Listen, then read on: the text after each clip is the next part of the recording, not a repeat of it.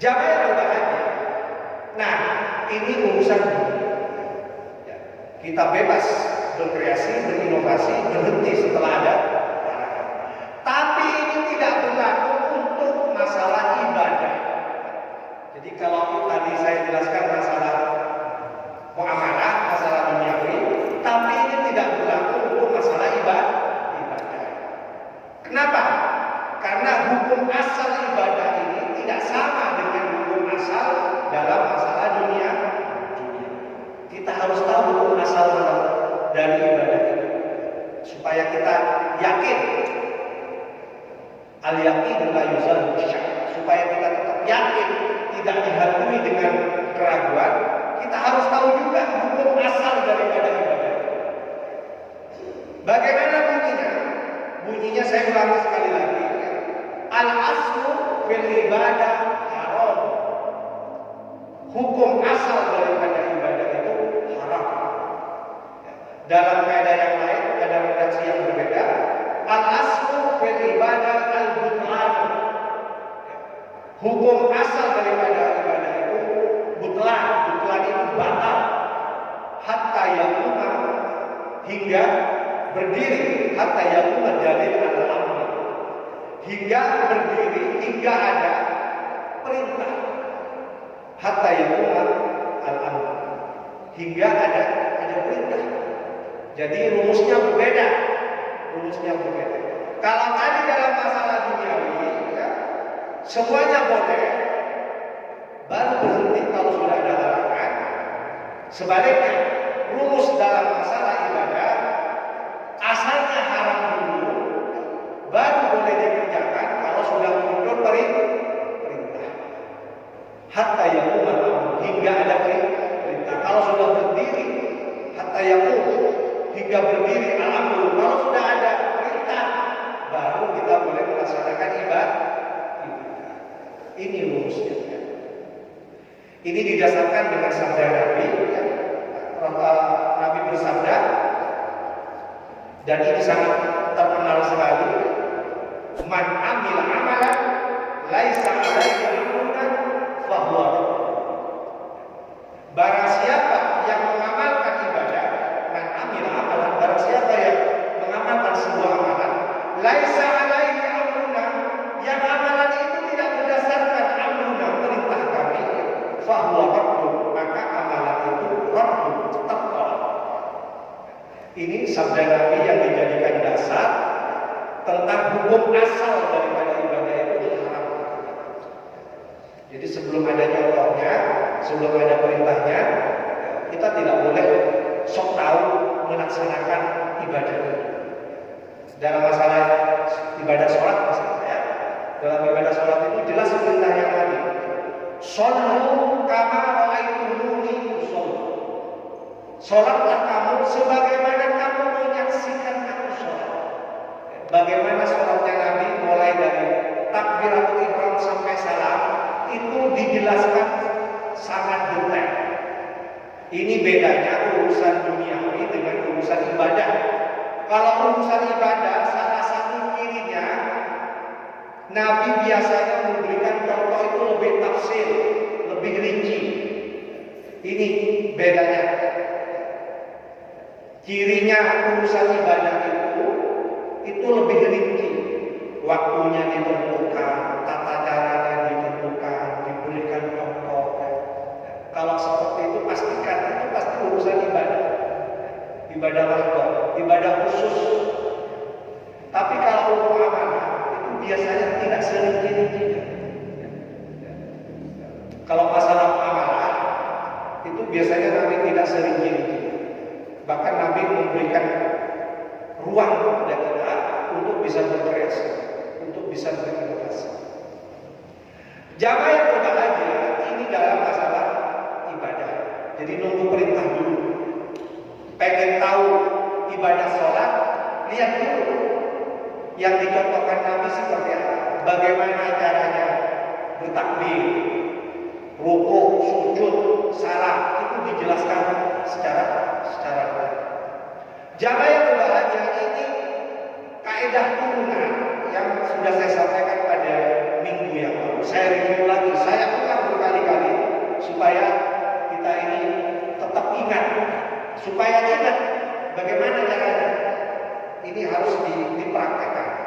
Jadi nanti kalau ada penjelasan-penjelasan dari ustaz-ustaz kita harus bisa membedakan ini urusan ibadah atau urusan amanah. Ya. Kalau urusan ibadah, kembali kita ingat kaidah. Kalau ini urusan muamalah, kita pakai kaidah muamalah. Ya. Seperti itu caranya belajar itu supaya tetap ingat gitu ya. Sebab orang itu kadang-kadang tidak bisa membedakan urusan ibadah atau dengan urusan muamalah. Kemudian sok tahu, kemudian mengolok-olok orang yang paham tentang ini. Misalnya contoh orang yang kadang-kadang sering mengolok-olok kita. Sok kita ini mengikuti sunnah Nabi, semuanya harus berdasarkan contoh Nabi. Kalau tidak sesuai dibilang bid'ah gitu kan. Itu kan ada yang sering bilang seperti itu. Bid'ah itu dalam masalah ibadah, Bapak Ibu sekalian. Kalau dalam masalah muamalah nggak ada istilah itu. Jadi saya ulangi sekali lagi, urusan bid'ah itu muncul dalam masalah ibadah, dalam masalah muamalah nggak ada. Makanya jangan mengolok-olok orang yang paham tentang ini. Kemudian bilang, sudah kamu kalau selalu inginnya sesuai dengan contoh Nabi, kamu kalau naik haji naik okta. Nah ini keliru ini. Berarti dia tidak paham urusan ibadah dengan urusan muamalah. Dalam masalah muamalah kita tidak selalu harus sama dengan Nabi. Kita bisa berkreasi, kita bisa berinovasi. Kita bisa mengembangkan ilmu tentang transportasi. Sekarang ada pesawat, bagaimana pesawat itu misalnya yang awalnya menempuh jarak sekian jam untuk sampai kepada Mekah, kemudian dengan perkembangan ilmu dan teknologi putra-putri kita itu bisa lebih cepat gitu kan. Kita bisa berinovasi.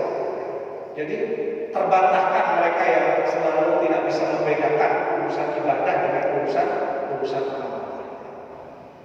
Ada lagi yang bilang, sudah kamu kalau pengen seperti Nabi kemana-mana pakai gamis, gitu, pakai sorban, gitu. Nah itu masalah amanah itu bukan masalah ibadah.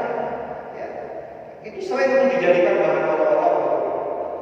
Kita yang paham ini ya, selalu diolok-olok misalnya seperti itu. Sudah pakai gamis kemana-mana, pakai jubah kemana-mana, pakai daster kemana-mana itu. Berarti dia tidak paham mana itu urusan muamalah, mana itu urusan ibadah. Berpakaian itu urusan muamalah. Ya. Kita tidak harus sama dengan Nabi pakai sorban, pakai gamis, gitu kan. Tapi kalau misalnya mau pakai gamis boleh silakan. Tidak dihalalkan. Ya. Boleh, tapi jangan mengolok-olok orang yang suka pakai gamis. Sebab kadang-kadang sering diolok-olok ya, sering diolok-olok. Sok sunnah gitu kan, disuruh mana-mana pakai gamis, enggak apa-apa, itu urusan muamalah, bebas gitu. Tidak ada yang larang, yang penting menutup aurat gitu. Jamaah yang bahagia, saya kemarin dapat cerita lucu, bukan cerita lucu, saya sendiri menyaksikannya. Ketika mau mengantarkan anak-anak Unija yang mau melaksanakan kegiatan eksibisi 4D di Pamekasan itu kan sudah maghrib, menjelang maghrib. Saya ajak sholat maghrib dulu, nggak boleh. Kemudian mengabaikan sholat maghrib, memaksakan diri berangkat ke Pamekasan. Kenapa? Karena masih ada yang ditunggu. Ya, sambil menunggu teman-temannya kumpul semua, saya ajak sholat semua ke masjid di Unija. Ternyata di antara anak-anak itu ada yang tidak bawa sarung, tidak bawa celana. Ya, pakai yang celana pendek. Nah, sementara kita semua, saya pakai celana, kan tidak mungkin saya pinjamkan celana saya untuk teman kita. Nah, ternyata ada yang kreatif. Mohon maaf ibu ya, ada yang kreatif. tiba-tiba dia masuk ke ruangan ibu-ibu, di sana mendapatkan itu, mendapatkan apa itu? Mukena. Dan mukena itu dipakai sama mereka, dipakai untuk sholat. Nah, kalau kita ingin menilainya berbasis ilmu, pasti kita akan bisa menjawabnya dengan bijaksana. Tidak perlu mengolok-olok atau ketawa-ketawa ya.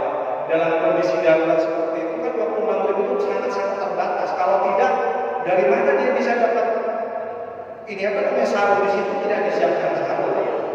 Sejak musim corona, kampus Unija itu tidak menyiapkan itu, ya, tidak menyiapkan sarung dan lain-lain. Yang ada yang sisa itu mau kena dipakai, mau kena.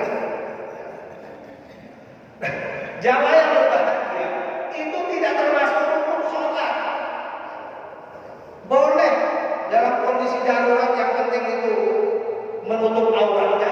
Pada saat itu saya diam saja, saya tidak ketawa-ketawa, tapi teman-temannya ada ketawa, saya diam saja karena takut menyinggung yang bersangkutan. Karena yang bersangkutan pengen sholat tepat waktu, ya, karena keadaannya dengan dia lupa tidak bawa sarung dan juga tidak bawa celana, akhirnya dengan segala yang dia dapat mau kena itu dia gunakan untuk sholat. Jamaah yang berbahagia ini sekedar contoh supaya kita bisa membedakan urusan ibadah dengan urusan muamalah. Jamaah yang berbahagia. Kemudian yang ketiga, hukum asal yang ketiga adalah yang hukum asal yang berbunyi al-aslu bara'atul dhimmah. Hukum asal itu bara'atul dhimmah, bebas daripada tanggung jawab. Jadi pada dasarnya, pada asalnya manusia itu tidak punya tanggung jawab, tidak punya beban. Itu hukum asal. Kita ini sekarang topiknya bicara hukum asal, supaya kita tetap tahu keyakinan itu. Kita harus kenal dulu hukum asal. Al-aslu bara'atul dhimmah. Asal sesuatu itu, hukum asalnya bara'atul dhimmah. Dia bebas dari beban, tidak punya kewajiban. Jadi kita terlahir menjadi manusia itu pada awalnya tidak terbebani kewajiban, belum menjadi mukallaf yang dibebani kewajiban-kewajiban sebagai hambanya yang beriman. Nah, makanya baru kemudian status asal ini berubah seiring berubahnya kondisi. Misalnya ketika dia sudah dewasa. Ketika sudah dewasa, kemudian dia akan berubah. Yang asalnya tidak dibebani apapun, maka dia kemudian menjadi mukallaf. Dia menjadi terbebani dengan kewajiban-kewajiban, wajib sholat, ya kan? Dan wajib-wajib yang lain. Jamaah yang berbahagia, oleh karena itu ini penting diketahui, ya, supaya nanti ketika kita dihadapkan dengan sebuah permasalahan, kita tahu hukum asalnya dulu. Hukum asalnya. Misalnya ini anak ini sudah wajib melaksanakan sholat apa belum? Kita tahu hukum asalnya bahwa setiap orang itu pada asalnya memang tidak dibebani kewajiban apa, tanggung jawab apa, sampai kemudian dia menjadi dewasa. Jamaah yang berbahagia, ini kaidah yang ketiga. Saya singkat saja. Kaidah yang keempat, sebelum nanti dikasih kesempatan untuk bertanya. Kaidah yang keempat, al-aslu baqa'u. Al-aslu baqa'u makanan ala makan. Apa artinya? Hukum asal itu berlaku seperti semula hukum itu ada, mengatur perbuatan. Jadi sebelum ada hukum yang lain, dia tetap berada pada hukum asalnya. Jadi ada hukum melekat pada sebuah perbuatan. Misalnya hukum wajib. Kalau kita ini sudah mukallaf, sudah beriman, hukum wajibnya adalah melaksanakan sholat. Itu hukum asal bagi mukallaf yang sudah memenuhi syarat untuk menjadi mukallaf wajib melaksanakan sholat. Itu hukum asal. Nah, ini baru berubah kondisi ini dari yang tetap berubah menjadi wajib itu setelah ada keadaan baru. Misalnya, maaf ya, misalnya dalam kondisi sakit keras dia sudah tidak bisa kemana-mana, sudah berbaring bulan-bulan, maka dengan sendirinya kewajiban sholat Jumat misalnya itu yang asalnya wajib melaksanakan sholat Jumat itu bisa berubah. Dia bisa boleh tidak sholat Jumat. Ya. Tetapi hukum asalnya wajib melaksanakan sholat Jumat. Hukum asalnya. Hatta yadulla ad-dalil ala khilafih. Sampai kemudian ada dalil yang bisa memalingkan dari hukum asal itu berubah menjadi hukum berikut. Jama yang berbahagia ini sesuai dengan kaidah berikutnya. Misalnya kaidah yang berbunyi al-aslu fil amri lil wujub.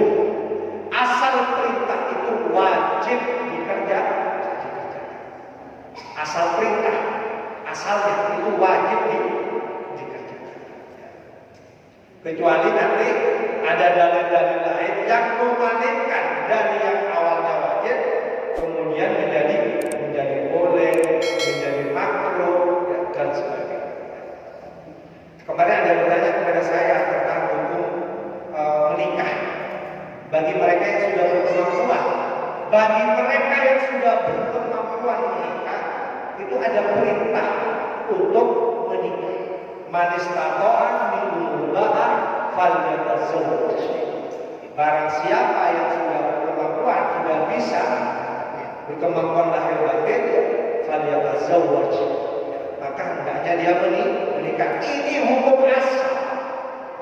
Hukum asal bagi mereka yang sudah berkemampuan itu hukum asalnya wajib.